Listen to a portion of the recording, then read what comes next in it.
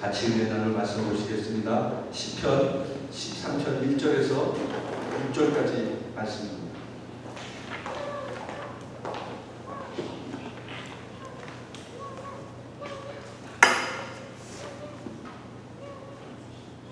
시편 13편 1절에서 6절까지 말씀 우리 찾으시면 한 절씩 읽도록 하겠습니다. 여호와여, 어느 때까지이니까 나를 영원히 잊으시나이까? 주의 얼굴을 나에게 어느 때까지 숨기시겠나이까? 나의 영혼이 번민하고 종일토록 마음에 근심하기를 어느 때까지 하오며 내 원수가 나를 치며 자랑하기를 어느 때까지 하리이까? 여호와여, 내 하나님이여, 나를 생각하사 응답하시고 나의 눈을 밝히소서. 두렵건대 내가 사망의 잠을 잘까 하오며 두렵건대 나의 원수가 이르기를 내가 그를 이겼다 할까 하오며 내가 흔들릴 때에 나의 대적들이 기뻐할까 하나이다. 나는 오직 주의 사랑을 의지하였사오니 나의 마음은 주의 구원을 기뻐하리이다. 내가 여호와를 찬송하리니 이는 주께서 내게 은덕을 베푸심이로다. 아멘. 우리 옆에 앞뒤 사람에게 인사하겠습니다. 주님의 이름으로 축복합니다. 사랑합니다. 오늘 제가 여러분과 나눌 말씀에서 본 위기를 극복하는 방법입니다. 여러분, 프레임의 법칙이라는 말을 들어본 적 있습니까?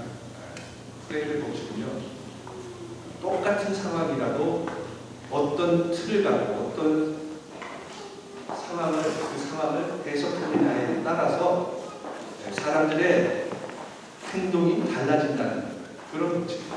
그래서 똑같은 환경이 돼도 똑같은 상황이 돼도 이것을 보는 사람 관점에 따라서 해석을 달리는 거예요.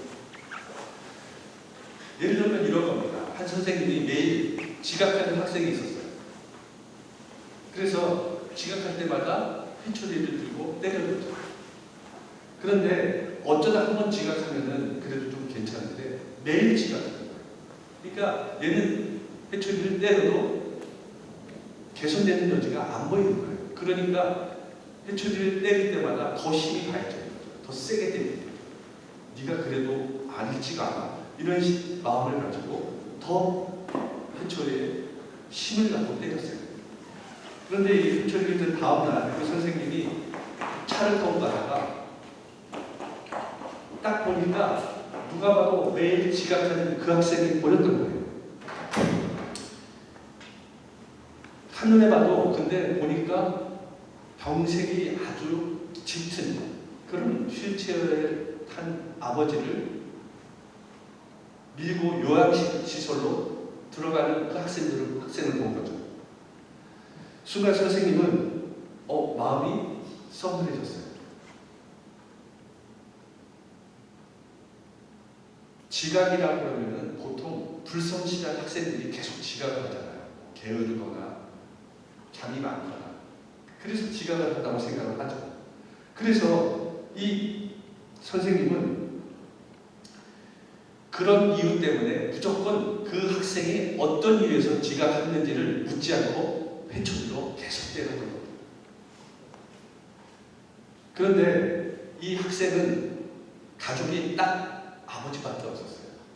자신과 이 학생과 아버지. 그래서 단 둘 뿐이기 때문에 그 병이 깊은 아버지를 케어해 드릴 수밖에 없는 처지였어요. 그래서 요양시설의 문을 열 때 바로 아버지를 휠체어 태워서 요양시설에 데려다 드리고 오면은 항상 늦을 수밖에 없어요. 그래서 그 학생은 날마다 그 요양시설의 아버지를 데려다 드리고 100m 달리기를 하면서 늦지 않으려고 그렇게 달려왔던 거예요. 그날 역시 지각한 학생은 또 선생님 앞에 와서 당연히 종아리를 걷고 회초리를 맞을 준비를 하려고 나왔어요.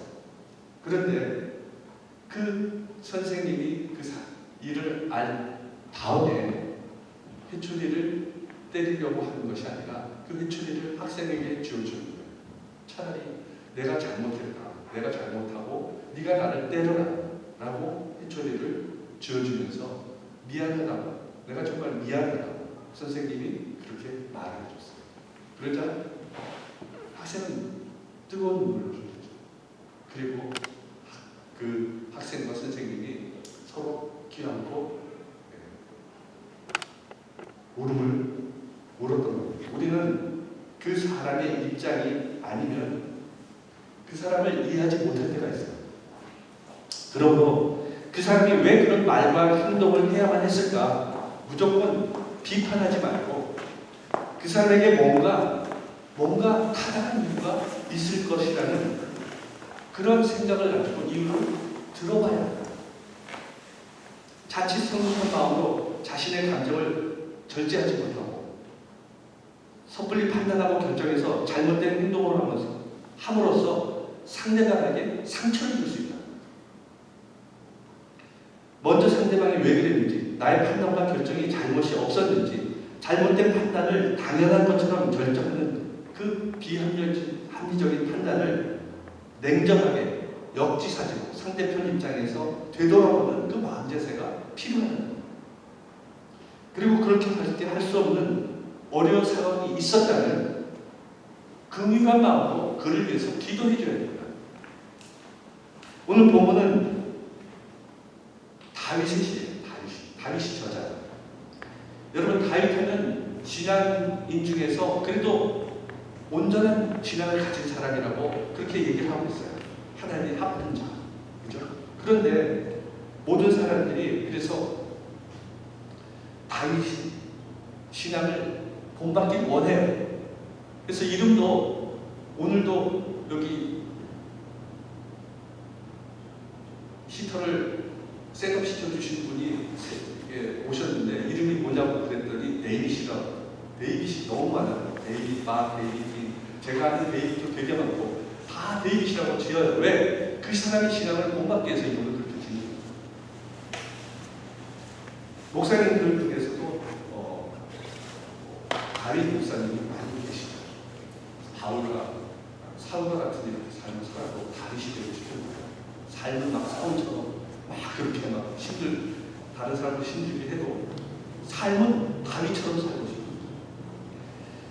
여러분, 그만큼 다윗은 신앙의 위대한 인물이었어요. 그런데 오늘 1절에 보면 여호와여 어느 때까지인가 나를 영원히 잊으시나이까 주의 얼굴을 나에게 어느 때까지 숨기시겠나이까. 이건 다윗이 보통 때 하던 그런 얘기가 아니에요. 이것은 다윗의 기도가 진짜로 그런 기도를 하고 있는 거죠. 어째서 나에게 하나님을 숨기시냐는 거예요. 왜? 정말로 하나님이 살아계시면 지금 나를 인도하시고 계시는 게 맞습니까? 이렇게 항변하는 거죠. 항의하는 거죠. 하나님께. 어떻게 다윗이 이럴 수 있었을까요? 이 시편이 지어진 배경을 보면 이해가 될 수 있어요. 이 시편은 정확히 언제 지어졌는지 이 시편 13편을 통해서는 알 수 없어요. 압살롬의 그 추격을 당하면서 도망다니는 때였는지 아니면 사울왕의 위협을 느끼면서 도망다니던 시기였는지. 그런데 대부분의 성경학자들은 다윗이 사울의 그런 위협으로부터 쫓겨다니는 그 10년간의 기간에서 쓴 시다라고 그렇게 얘기합니다. 여러분, 보통 우리가 나를 죽이려고 쫓아다니는 사람이 2, 3년이면 포기하고 그만 쫓아다닐 거라고 생각하잖아요. 그런데 사울은 단 10년 동안이나 다윗을 죽이려고 쫓아다녔어요. 그런데 여러분, 우리는 탄식하지만 할 수밖에 없잖아요.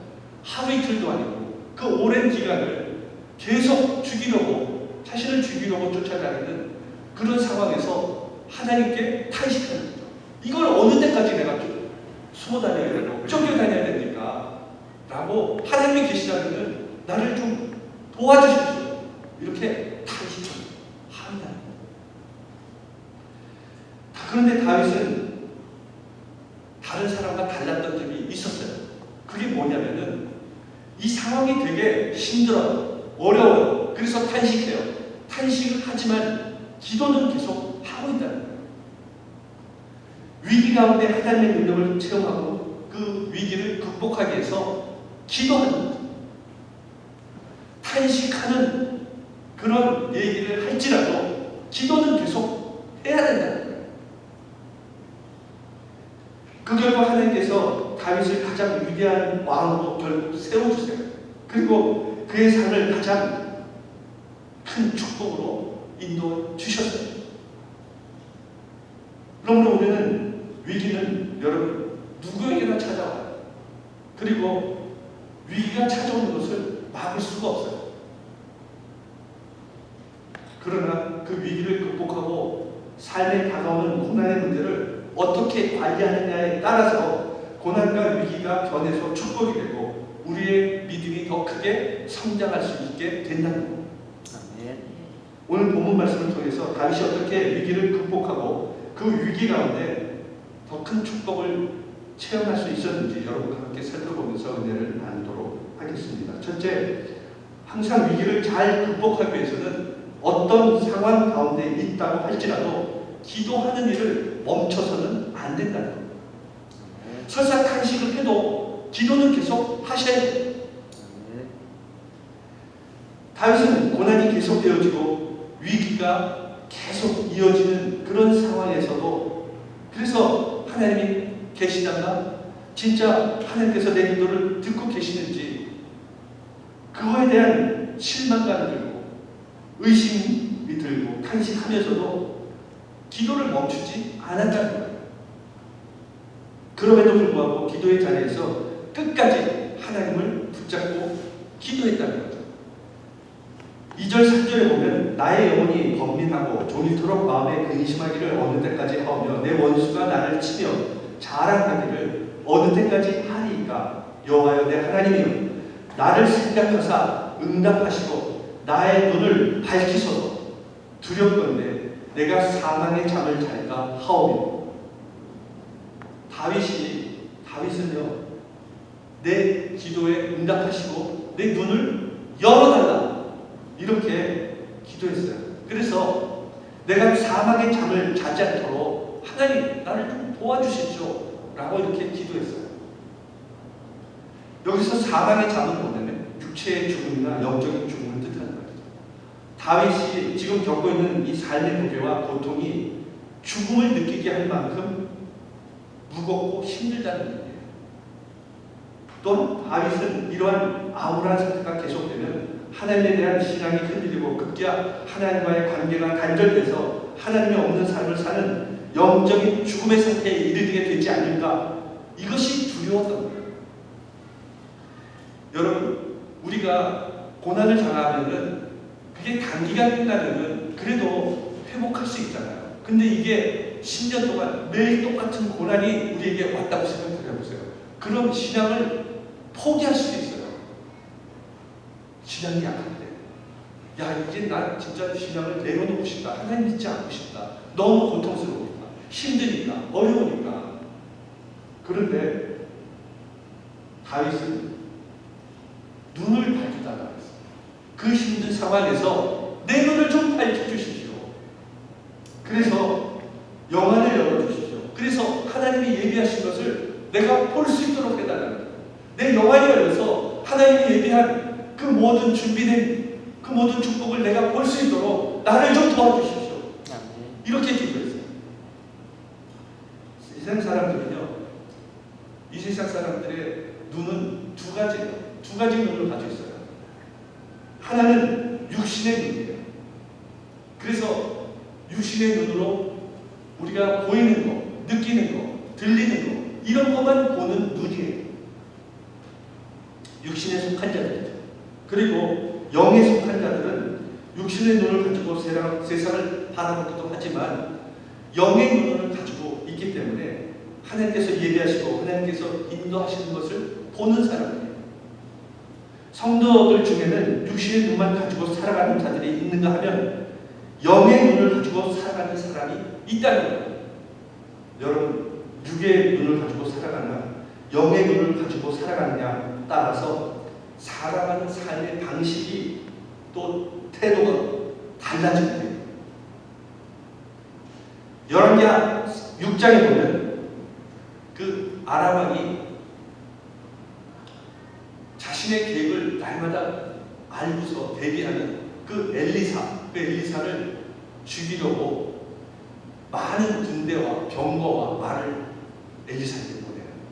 그래서 엘리사가 머물고 있는 그 도단성을 포위합니다. 엄청난 군대를 보내서 포위해요. 엘리사를 제거합니다. 그래서 아침에 돼서 사환이 나와보니까 이 엄청난 아람 군대가 자신의 이 마을을 둘러싸고 있는 거예요. 겁에 질리죠. 두려워져. 그래서 엘리사에게 가서 얘기합니다. 엘리사요, 이제 우리 어떻게 합니까? 이제 우리 죽게 됐습니다. 이렇게 얘기를 해요. 그 사환은 육신의 눈으로 본 것을 그대로 얘기합니다. 육신의 눈으로 보니까 아람 군대밖에 보이지 않는 거예요. 이처럼 여러분, 육신의 눈을 가지고 살아가는 사람들은요, 그냥 보이는 것에 항상 두려워해요. 보이는 것 때문에 절망해요. 육신의 눈밖에 없기 때문에 그래요. 보이는 것밖에 모르니까. 그래서 항상 육신의 눈을 가지고 살아가는 사람들은 그것 때문에 원망하고 불평하고 탄식하고 두려워해요. 그런데 엘리사는 그 얘기를 듣고 두려워하지 않았어요. 얼굴 색깔이 변하지 않았어요. 그리고 하는 말이, 우리와 함께하는 자가 저들과 함께하는 자들보다 많다. 이렇게 얘기했어요.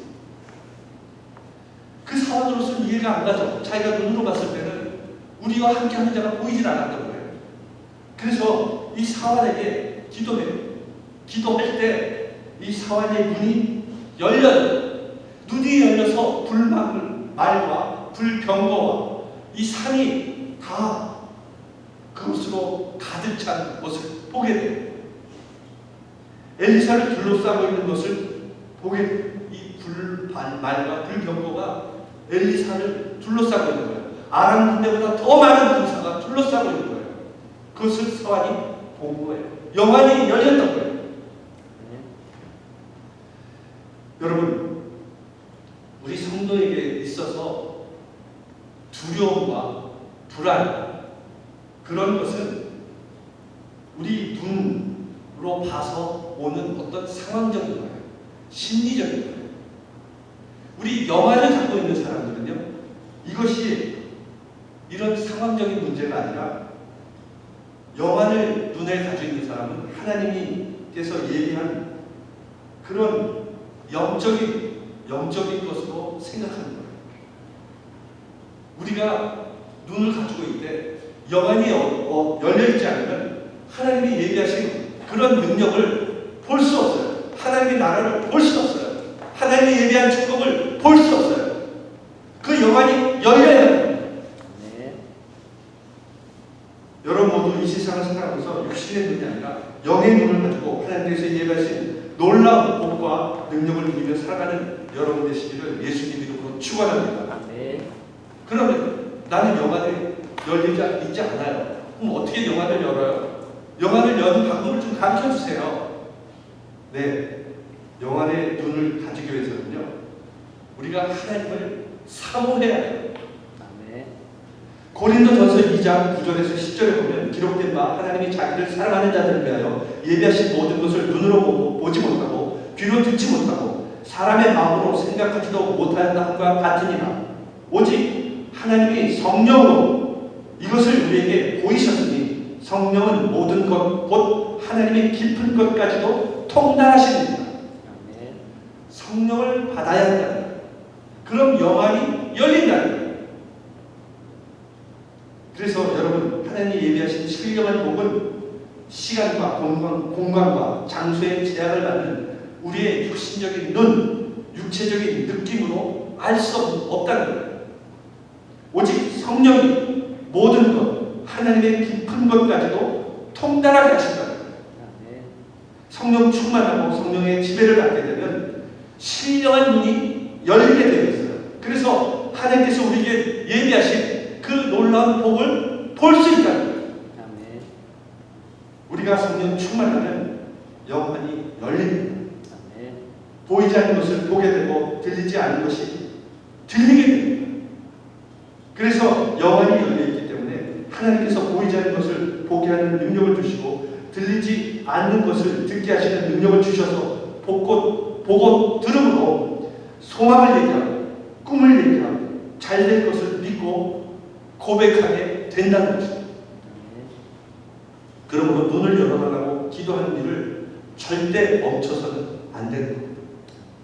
여러분 모두 항상 위기 가운데 기도의 제목들을 붙잡고 하나님 앞에 끝까지 포기하지 않고 간절히 기도하심으로 성령 충만받고 영안이 열려서 하나님의 때 가장 좋은 것으로 채워지는 역사를 체험하며 살아가는 여러분 되시기를 예수님 이름으로 축원합니다. 아멘.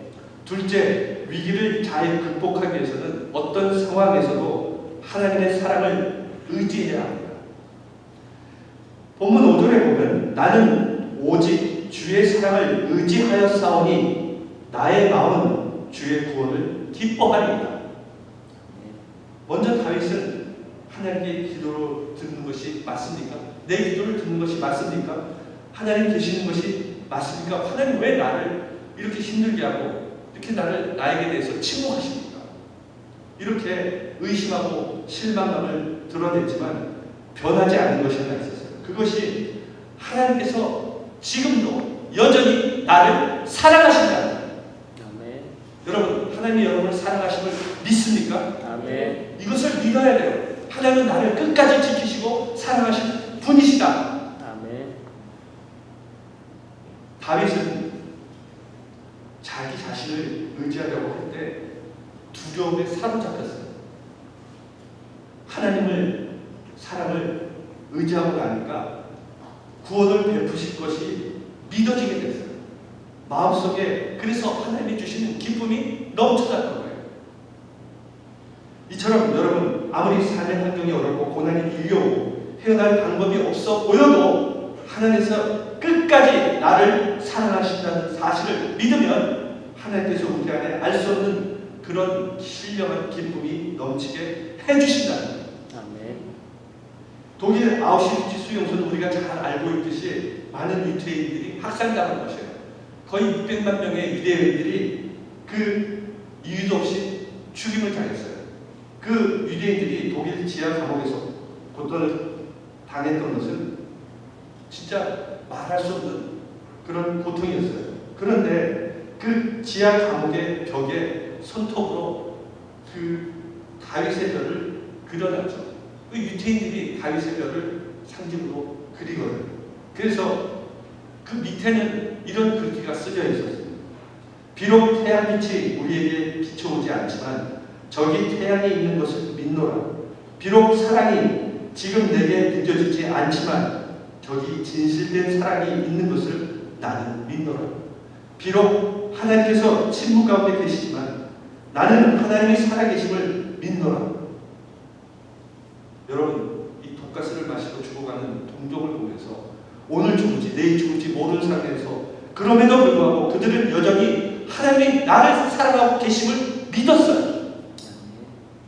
그들은 하나님의 사랑을 의심하지 않았기 때문에 삶을 포기하지 않았어요. 그리고 하나님께 기도했기 때문에 마침내 연합군의 승리를 통해서 자유를 얻을 수 있었다는 거예요. 하나님은 우리를 사랑하실 때 끝까지 사랑하십니다. 포기하지 않고 사랑하신다. 우리가 하나님 안에서 정말 귀한 모습을 가지고 성공의 길을 걷는다고 할지라도 우리가 실패해서 궁핍한 삶을 살아간다고 할지라도 내가 배운 것이 없어서 다른 사람들이 나를 멸시하는 삶을 살아간다고 할지라도 하나님은 여전히 우리를 포기하지 않으시며 여전히 우리를 사랑하고 계신다는 사실입니다. 아멘. 그러한 사랑을 우리가 믿으면 두려울 것이 없는 겁니다. 하나님께서 우리를 사랑하시고 사랑하시는데 우리에게 좋은 것으로 채워주실 것을 분명하기 때문에 우리가 고난과 환난의 문제 앞에서 절망하고 탄식할 이유가 없다는 거예요. 아멘. 로마서 8장 35절 36절에 보면 누가 우리를 그리스도의 사랑에서 끊으려 환난이나 곤고나 박해나 기근이나 적신이나 위험이나 칼이냐 기록된 바 우리가 종일 주를 위하여 죽임을 당하게 되며 도살할 양같이 여김을 받았나이다 함과 같으니라. 우리가 도살할 양같이 그러한 고통과 어려움 가운데 있다고 할지라도 하나님은 절대로 우리를 포기하지 않으십니다. 아멘. 그리고 우리를 하나님의 사랑에서 끊을 수 있는 것, 그것은 이 세상에 존재하지 않습니다. 하나님은 우리를 그렇게 사랑하시는 분이십니다.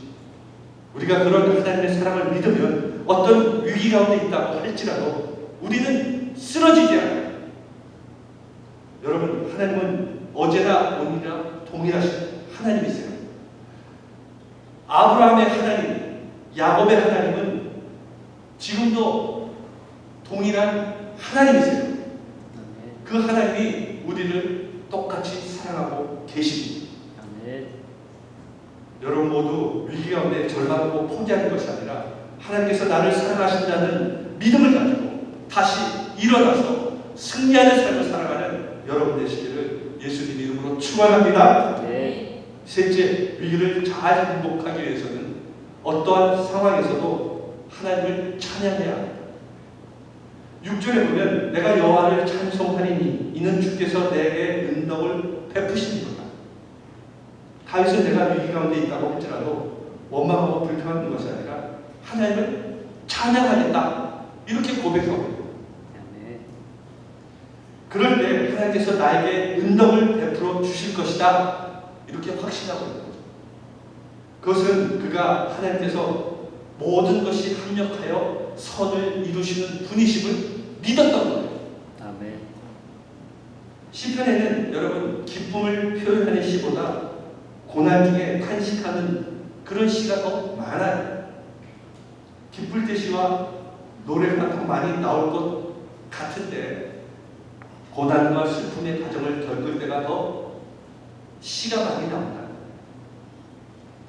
우리에게 기쁜 일이 일어날 때보다 슬픔과 고통을 겪을 때 훨씬 더 깊은 기도를 드리게 된다는 거예요. 그래서 고난을 통해서 주님의 깊은 어루만지심을 경험하고 나오는 그 감사와 찬양은 기쁠 때 드리는 감사와 찬양과 비교할 수 없는 거예요. 여러분 고난을 당할 때 하나님이 우리에게 주시는 은혜가 큽니까? 우리가 날마다 좋은 일이 있을 때 하나님께 드리는 은혜가 더 큽니까? 우리가 고난을 당할 때 드리는 은혜가 더 하나님께 영광을 드리는 게 더 큰 거예요. 하나님의 은혜를 고난을 당하면 날갈수록 은혜를 드리는 것이 더 클 수밖에 없어요. 우리가 하나님을 찬양할 때 그래서 놀라운 일이 일어난다는 거예요. 하나님께서 우리를 창조하신 목적이 어떠한 상황 가운데서도 하나님을 찬양해야 한다. 그런데 놀라운 사실은 우리가 찬양할 때 하나님은 그 찬양을 받으세요. 그리고 하나님께서 우리의 삶 가운데 놀라운 능력을 나타나게 해주신다는 거예요. 아멘. 사무엘상 16장 23절에 보면 하나님께서 부리는 악령이 사울에게 이를 때 다윗이 숨을 들고 와서 손으로 탄즉 사울이 상쾌하게 나고 악령이 그에게서 떠나간다. 다윗이 숨을 탈 때 찬양하면서 나갈 때 사울왕에 있던 그 악한 영이 떠나간다. 우리가 귀신을 쫓아낼 때 그래서 보혈의 찬송을 계속 불러야 돼요. 그 귀신을 쫓아내기 위해서 찬송가를 계속 부르는 거예요. 이 보혈의 찬송. 그러면 이 악한 영이 떠나가는 거예요. 제가 실제로 그것을 들었어요. 경험했어요. 귀신 들려가지고 있는 사람들이 찬양을 계속 불러요. 몇 시간째 불렀어요. 그랬더니 이 악한 영들이 버티질 못하는 거예요. 몸부림치면서 떠나가더라고요. 아멘. 그래서 이 악한 영이 있을 때는 찬양을 부르면 그 악한 영들이 떠나가게 되어 있는 겁니다. 아멘. 찬양에는 그래서 권세가 있어요. 능력이 있어요. 아멘. 여호사밧 왕이 하나님의 말씀에 순종해서 모압과 암몬과 마온 연합군들과 싸울 때 하나님은 그들과 마주해서 내려가라 라고 이렇게 명령하십니다. 그래서 여호사밧은 백성과 의논을 해요. 그리고 노래하는 자들을 택해서 거룩한 예복을 입혀서 군대 앞에서 하나님을 찬송하게 합니다. 그럴 때 하나님께서 그 찬송을 받으시고 연합군을 완전히 다 물리쳐 주시고 많은 노예물을 얻게 해주셨습니다. 바울과 실라가 복음을 전하다가 옥에 갇히는 사건이 일어나요. 그런데 찬양을 부를 때 옥문이 열리고 옥토가 흔들리고 착고가 풀리는 역사가 일어날 겁니다. 우리들 중에는 간혹 습관적으로 부정적인 말을 하는 사람들이 있습니다. 조금만 힘들어도 힘들어 죽겠다, 못 살겠다 이렇게 얘기하는 사람들이 있잖아요. 그리고 어떤 사람들은 이렇게 계속 고난이 오면은 왜 나에게만 이렇게 고난을 주시니까 탄식하고 그렇게 실망하는 사람들이 있어요. 원망불평을 쏟아내는 사람들이 있습니다. 그러나 여러분, 그런 환경은 하나님이 주신 거예요. 하나님이 아세요. 그래서 우리는 그런 말을 삼가해야 됩니다. 에베소서 4장 29절에 무릇 더러운 말은 너희 입 밖에도 내지 말고 오직 덕을 세우는 데 소용되는 대로 선한 말을 하여 듣는 자에게 은혜를 끼치게 하라. 우리 입은 권세가 있어요. 하나님의 자녀들이기 때문에 그 말을 하나님이 들으세요. 그래서 더러운 말을 입 밖에 내어서는 안 되는 겁니다. 시험이 나가고 의심이 찾아올 때 하나님을 찬양해 보세요. 그러면 하나님께서 그 찬양을 통해서 우리 마음속에 어둠의 그림자를 걷어가 주세요. 우리 안에 그 지옥과 같은 삶이 천국으로 변화되게 만들어 주십니다. 여러분, 우리는 하나님의 자녀들이잖아요. 하나님께 찬양을 부를 때 하나님이 그 찬양을 받으시고 하나님이 놀라운 역사를 여러분에게 체험하게 해 주실 것입니다.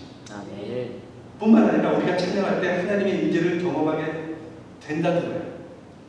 우리가 우리 삶의 모든 것을 어떨 때는 당연하게 생각하잖아요. 그러나 잘 생각해 보면은 우리가 지금 이렇게 살아가는 거 다 하나님의 은혜인 거예요. 어떤 안수 집사는요, 차를 타고 가다가 교통사고를 당해요. 그래서 병원에 입원하게 돼요. 그러자 담임 목사님이 그 병원에 신방을 하게 가서 신방을 하게 돼요. 그랬더니 이 안수 집사님이 목사님에게 이렇게 얘기하는 거예요. 목사님, 제가 하루하루 이렇게 아무 일 없이 살아갔던 것을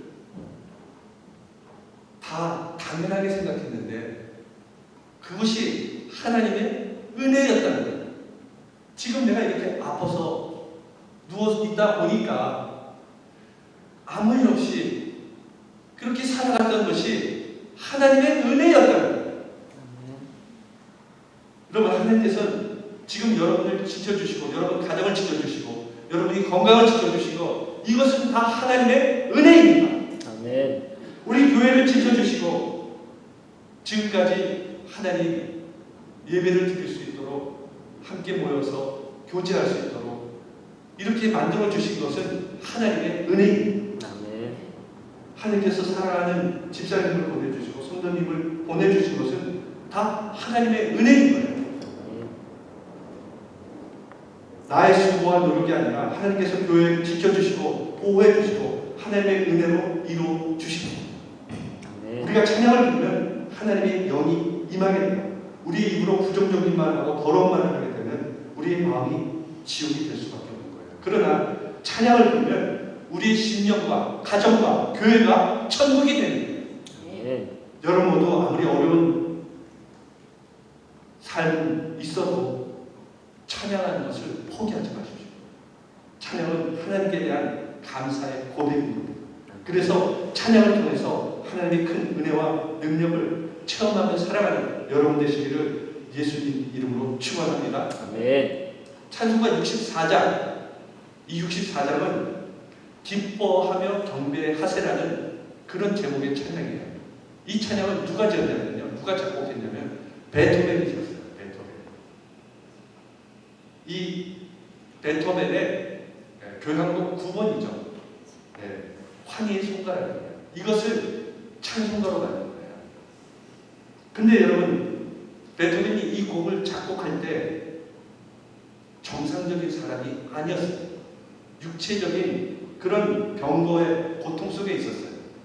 또한 음악가로서 치명적인 거잖아요. 청각 장애, 귀가 들리지 않는 거. 이런 불편함 속에서 이 곡을 작곡했다는 거예요.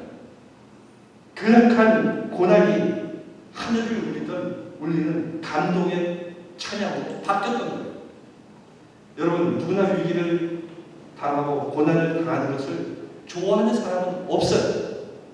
그러나 위기나 고난이 없이는 우리가 성장하고 성숙한 삶을 살 수 없다는 거예요. 고난의 터널을 통과해야 새로운 세상을 체험하고 변화된 삶을 살아갈 수 있게 되는 겁니다. 우리는 위기가 너무 싫습니다. 그러나 그 위기를 통해서 믿음으로 기도하고 위기를 통해서 하나님을 만나고 위기를 통해서 하나님께서 나를 도와주심을 경험할 때 우리의 믿음이 성장하고 성숙해지는, 그래서 하나님의 영광을 올려드릴 수 있는 길로 나가게 되는 것입니다. 그러므로 위기는 우리에게 절대 무익한 것이 아닙니다. 그러나 중요한 것은 위기를 어떻게 극복하느냐, 그 위기 가운데 우리가 어떠한 태도를 가지고 살아가느냐, 이것이 중요합니다. 아무리 어려워도 여러분, 기도의 자리를 떠나지 마십시오. 하나님을 붙잡고 포기하지 않고 열심히 기도하는 여러분 되시길 바랍니다.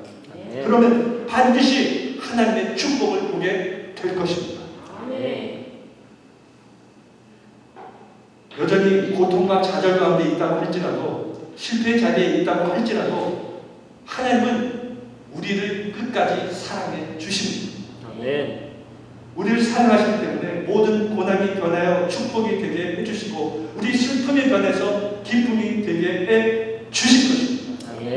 우리의 삶에 항상 좋은 것으로 채워주시는 분이십니다. 우리가 어떤 상황 가운데 있다 할지라도 그래서 하나님을 찬양해야 합니다. 감사하고 원망 불평을 내어 버리십시오. 그럴 때 위기 가운데 역사하는 하나님의 능력이 여러분 삶 가운데 차고 넘치게 되실 줄 믿습니다. 여러분 모두 이러한 믿음을 가지고 승리하며 살아가는 여러분 되시기를 예수님 이름으로 축원합니다. 기도하겠습니다. 교신하고